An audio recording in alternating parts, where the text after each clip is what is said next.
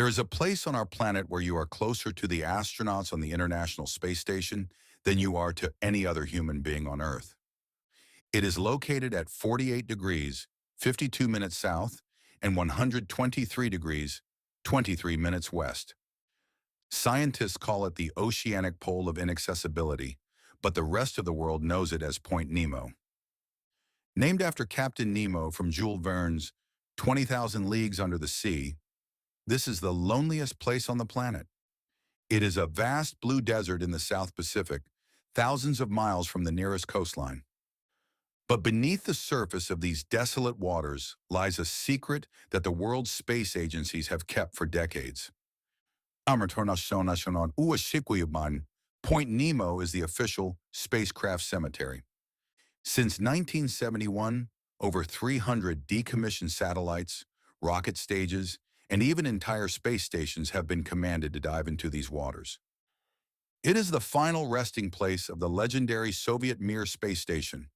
It is where the Tiangong-1 met its fiery end. And in 2030, it is the scheduled grave for the International Space Station itself. But why here? Why Point Nemo? The answer is simple and chilling: safety through isolation. Point Nemo is located within the South Pacific Gyre, a massive rotating ocean current that prevents nutrient-rich water from reaching the area. Without nutrients, there is no life, no fish, no mammals, no birds. It is a biological void. By crashing their high-tech debris here, space agencies ensure that if something goes wrong, no one gets hurt.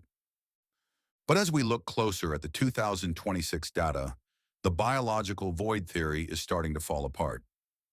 Deep-sea explorers using autonomous drones have recently discovered something that shouldn't exist in the graveyard. 4 miles down, resting among the twisted titanium hulls and shattered solar panels, are strange bioluminescent structures. They aren't natural. They are growing on the wreckage, feeding on the exotic chemical fuels and radioactive isotopes leaked from the fallen satellites. We are literally witnessing the birth of a new synthetic ecosystem, life that has evolved to thrive on the bones of our space age. And then there is the bloop. In 1997, the U.S. National Oceanic and Atmospheric Administration recorded an ultra-low-frequency underwater sound emanating from the vicinity of Point Nemo. It was louder than any known biological creature. It was heard by sensors thousands of miles apart. While the official explanation is that the sound was the result of a massive ice quake from Antarctica, many experts remain skeptical. The sound had a rhythmic, organic quality, a signature that matched the acoustic profile of a living organism, but on a scale that would dwarf a blue whale. Is it possible that something massive is living in the darkness of the cemetery, hidden by the extreme depth and the total lack of human presence? The irony is profound. We sent our machines to the stars to find life, and when they died, we threw them into the one place on Earth where we thought life couldn't survive. Now the graveyard is full. The floor of the Pacific is littered with the most advanced technology humanity has ever built, now covered in silt and salt. But the 2026 sonar scans have revealed an even deeper anomaly. Directly beneath the center of Point Nemo, there is a metallic signature that doesn't match any known spacecraft. It is a massive circular structure, nearly 2 miles wide, buried deep beneath the seafloor. It was there long before the first satellite was launched. Some theorists suggest that space agencies didn't choose Point Nemo because it was empty. They chose it because something was already there, and they wanted to keep it hidden. By declaring it a graveyard, they created a global no-fly and no-sail zone that effectively locks the area away from public eyes. Now, what are they really hiding beneath the pressure of 4 miles of water? Is Point Nemo a cemetery, or is it a shield? As the ISS prepares for its final descent in a few years, the eyes of the world will turn to these lonely coordinates.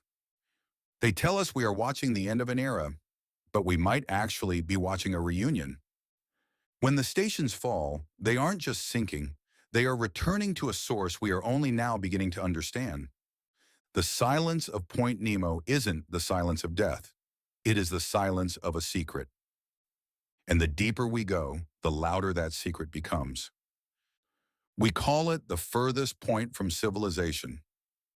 But for those who know the truth, Point Nemo might be the center of everything. Every piece of titanium we drop, every satellite we bury, is another layer of armor over a truth that wasn't meant to be found.